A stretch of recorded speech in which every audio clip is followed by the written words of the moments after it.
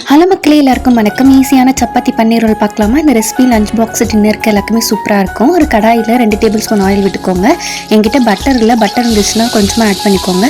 இது கூடவே table spoon சீரகம், ஒரு பச்சை மிளகாய், ஃபைனாக சாப் பண்ண 3 பெரிய வெங்காயம், கருவேப்பிலை போட்டு நல்லா ஆனியன் கண்ணாடி பதம் வர வரைக்கும் வதக்கிக்கலாம். ஆனியன் நல்லா வதங்கிடுச்சு. இது கூடவே 2 tablespoon ginger garlic paste add பண்ணிக்கலாம்.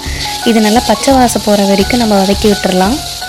நம்மக்கிட்ட இருக்கிறதுலே ஸ்மால் சைஸான தக்காளி இருக்கும் இல்லைங்களா, அதை ஆட் பண்ணி அது கூடவே கல்லுப்பு, கொஞ்சமாக தனி மிளகாத்தூள், கரம் மசாலா, சீரகப்பொடி ஆப்ஷனல் தான், உங்களுக்கு வேணும்னா ஆட் பண்ணிக்கலாம். நீங்கள் இதெல்லாத்தையும் ஒன்றா சேர்த்து நல்லா வதக்கி விட்டுறலாம். இப்படி எண்ணெய் பிரிஞ்சு வர ஸ்டேஜில் நான் ஹோம்மேடாக பன்னீர் ரெடி பண்ணி வச்சுருக்கேன். அதை இந்த மாதிரி நல்லா உதிர்த்து விட்டு ஆட் பண்ணிக்கலாம். அதில் பன்னீர் ஆட் பண்ணிவிட்டு எல்லா இடத்துலையும் நம்ம ஈவனாக மிக்ஸ் பண்ணிவிட்டு கொஞ்சமாக நான் கொத்தமல்லி தழை ஆட் பண்ணிக்கிறேன். ஃப்ரெஷ் க்ரீம் இல்லை, அதனால் நான் 10 முந்திரி ஆட் பண்ணி இந்த மாதிரி பேஸ்ட் மாதிரி அரைச்சி நான் மிக்ஸ் பண்ணிக்கிறேன். இதுலேயே பாருங்கள், நம்மளுக்கு இப்போ சூப்பரான ஒரு ஸ்டஃபிங் ரெடி ஆகிடுச்சு. இப்போ நம்ம வாங்க சப்பாத்தி தேய்ச்சிக்கலாம்.